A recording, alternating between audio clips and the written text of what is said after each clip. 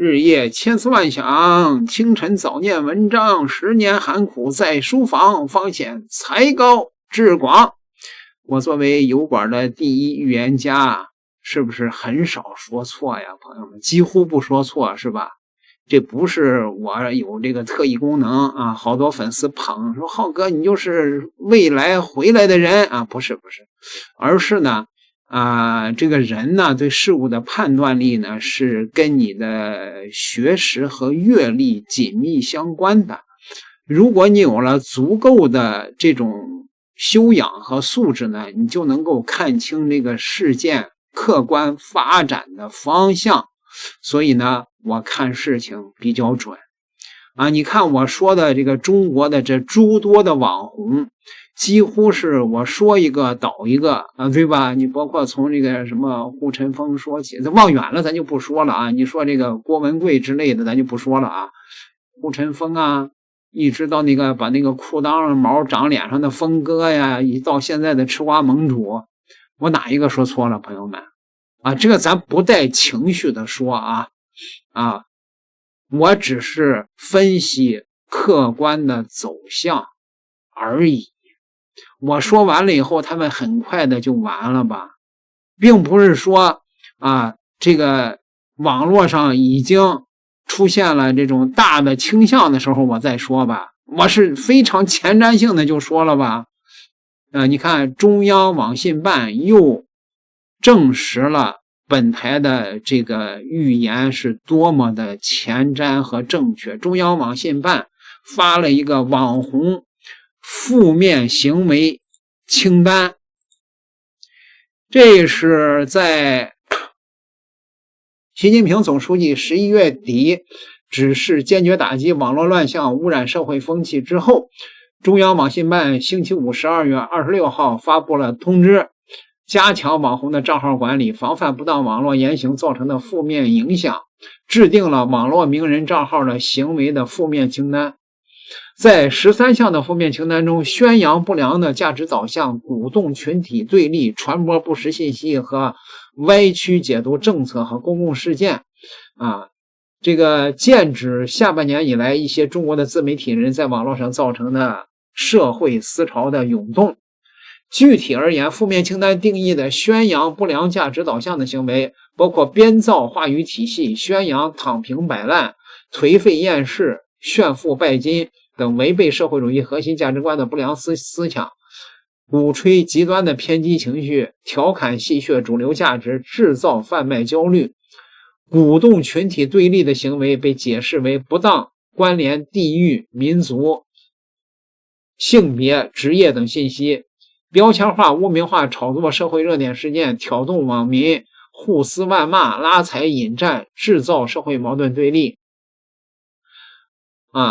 网信办曾通报网红护尘风长期编造煽动群体对立言论，是吧？这个护尘风是彻底的凉了。进入12月，又有博主发布这个让红楼梦岛明说翻红，引发西方唯史论和清朝是外来殖民政权，中国定性为这些史观威胁民族团结和国家认同。看到了吗各位？那个有人说吃瓜盟主现在没两个的账号还在呀，还有500多万的粉丝呢呀，你说错了吧各位，他那个账号已经废掉了为什么还留着他呢？越留觉得这个事儿我就觉得越大，你知道吗？没准他作为下一步的一个典型会做一个专题的一个对他的一个报道，到那个时候他就那个账号就彻底没了。而且我一会儿给大伙说可能还会更严重。我想跟大伙说的是什么呢？就说吃瓜盟主鼓动的这批社会底层的精神病们，有人一听底层这个词儿就不愿意，说你有多高层大家不都是底层吗？是不是？我说的这个底层是专指他思想上和思维上的底层，对吧？这个你经济上阶层上现在比较底层，但是呢，如果你有这种这个足够理智的分析能力和思维的话，你就有可能跨越阶层。但是如果你的思想底层，那你人永远是底层。我是想挽救一个是一个，你知道吗？我希望呢，大家都能够在我的频道里摆脱这种底层的思维，往更好的美好的生活去奋斗吧，是吧？那这些被他鼓动起来的这些人其实是社会底层的可怜人。为什么呢？黄汉这个词儿被赋予了一层悲剧上的意义。为啥这么说？因为这些人他除了他自己的民族以外，他没有任何可以拿出来炫耀的东西了。这些人还不可怜吗？什么时候民族可以作为一个炫耀的资本了呢？这事儿难道不荒谬吗，朋友们？为什么说这些人可怜呢？他是被那个吃瓜妖女给充分的利用了，当了炮灰了。这些人呢，本来就在中国社会的底层觉得此生奋斗无望。吃瓜妖女呢，给了他们一个幻象，就是说他们如今的这种处境，不是由于他们不努力，不是由于他们的思想白痴弱智，而是由于外族人压迫了他们，让他们变成了如今的这个样子。如果没有这些外族人的统治和压迫，他就跟明朝的祖上一样，他就阔起来了，他依旧还是大汉的地主。问题是明朝的人民底层的也是饿殍遍野，一子相食那是小兵妻也很可怜所以这些人又陷入了一种精神病式的幻想的情绪当中。我跟大家说一句道家的话吧，这些黄汉的邪教徒们，他们就是另一种意义上的反贼。他们和那些轮子、那些反贼没有本质上的区别。为什么呢？因为这些人他们把自己的不如意全都发泄到政府的领导人里边，有满夷有汉奸上去了。你看看他们的留言，你们就看得出来了吗？这些人已经成了一个要驱除鞑虏恢复中华学那个北伐要造反了。所以中央政府敏锐地意识到了这批人的思潮的这种可以说是危险吧及时的做出了对这些挑动民族对立的这些人的处罚吧。这些人已经完全疯掉了，你知道吗？请看视频。我是老吴，同志们，我真的不敢相信，这还是2025年吗？这还是一个正常的互联网应有的舆论环境吗？先介绍一个人，就是这位陈克明，克明面业股份有限公司原董事长，湖南省第11届人民代表大会代表，中国食品工业协会常务理事，中国粮食行业协会小麦分会理事，湖南省粮食行业协会副会长，湖南省食品工业协会副会长。他是湖南省优秀民营企业家，湖南省新农村建设10大新闻人物，获得过2015年度中国食品科学技术学会科技创新奖突出贡献奖。这是一位民营企业家，湖南的挂面大王，人家今年已经73岁了。可是就这样的一个人，竟然因为自己的名字叫克明，这2天他的某音账号评论区里乌泱的来了好多条网暴他的评论，他的品牌的直播间都涌进去一大堆去冲的。这帮魔怔人真的是越来越魔怔了。我挑几个有代表性的评论，当然您各位也可以自己去看一下。有说再也不吃克明了，要吃克清，有说吃了会长辫子，有直接辱骂人家是通古斯人的，辱骂人家是包衣的，还有直接说人家面条里有螨虫的，说什么的都有。你们这帮玩意儿是不是疯了呀？究竟是谁在搞文字狱啊？你们的脑容量是0吗？你们的道德水准究竟在哪里呀？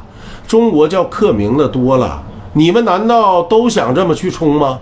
打着爱国主义旗号行历史虚无主义的是你们，打着文化自信旗号行网络暴力的还是你们。你们到底要干嘛呀？究竟是谁暴露了？究竟是谁在那儿天天的上蹿下跳的不停表演呢？多说一句，你们这帮乌合之众们可以自己去查一查我党的光辉历史，那些老同志里面有多少叫克明的？你们真的是越来越行了，真的够了。黄汉们现在疯不疯啊？老是批判清朝搞文字狱，清风不识字，何故乱翻书？他们搞得比他娘的清朝还邪乎，名字叫克明的都受到了他们的网暴啊！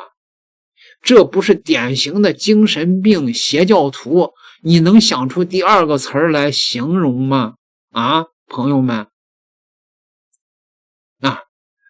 这些人呢，已经成为了一种社会的不安定的力量啊！当然了，我从来都不是一个民族主义者，我的老粉丝都知道，8年前我就对中国政府强烈建议取消户口本上的民族的这一栏，通称中华民族，就没有什么民族。因为汉族这个词儿本来就是个地域概念，不是一个血缘概念，因为自从汉朝以后才有汉族这个名词儿的。那汉朝以前春秋战国是吧？什么夏商周，那就不是中华民族了吗？再说了汉朝之后五胡乱华，还剩下几个汉人呢？十不存一了。问题是那汉族它就不是一个血缘概念所以这些人全都是疯子。其实汉族人是一个融合的地域概念，那个盛唐时期还有很多的那种这个包括什么传教士、昆仑奴像那个安史之乱的安禄山的胡人那些人都融入了汉族的血脉，就没有纯汉族的这个概念，大伙儿一定要明白这一点。所以打着黄汉旗号的这些人那是非常可笑的。你今天的这些处境，难道是因为少数民族每个月多你几块钱的这种羊肉钱，给他们的孩子加了几分造成的你现在的底层的这种处境吗？当然了，我一直是反对对于少数民族的这种拥戴的。7、8年前我就一并提出了要一视同仁，取消民族的所有的这种区别。中国政府到现在还不干什么民族自治区呢，也都扯淡的事儿，那是建国初期的特殊的历史情况下的东西，现在应该马上取消。我7、8年前我就说是吧？所以朋友们，现在中央终于认识到了啊，这批14亿人里边的社会底层的精神病们啊，也就是按照吃瓜盟主的粉丝体量500-600万人，这些人已经成了社会的不安定因素了。这些人按我说的就是非常非常可怜的人啊，被利用了，被煽动了，对吧？不仅是吃瓜盟主这样的妖女，包括油管上那个法国精神病，那个货，凡是一个正常人都可以看出来，那个人的精神实在是不太正常的，知道吧？这帮黄汉的精神病们被他也给忽悠的屁眼朝上了。那个逼，那个长相啊，什么双眼皮大眼睛抠漏眼的，他本身他就不是汉族的那个传统基因的长相，知道吗？啊，你们还不如让他先他娘的亮亮身份证呢，你看他是个什么种呢？啊，所以说这些黄汉的这些傻缺们简直是，哎呀，逮谁被谁忽悠。哎呀，我简直是恨铁不成钢啊！所以说这些人一定要及早的醒悟吧。啊，你要摆脱你现在的这种处境，你点儿背啊，不能怨社会命苦，不能怨政府，你先这个内视自己啊，一日三省吾身，你看看你是不是由于你的思维的白痴弱智和低级，学识的不足，造成了你啊就是炮灰族呢？你不被吃瓜妖女利用，不被法国神经病利用，你也会被那些社会上的那些骗子们、搞传销的们利用，成为他们的炮灰，因为你没有独立自主的思维能力呀。良言苦口利于行啊！我说这些话肯定又得得罪不少的人，但是呢，你看看本台的宗旨从来就没变过，我没有立场，只看真相，只说真话，哪怕是影响流量，我也毫不在乎，哎，对吧？这才是一个负责任的媒体人、公众人物该干的事儿啊！但使君子能容我，不使人间造孽钱。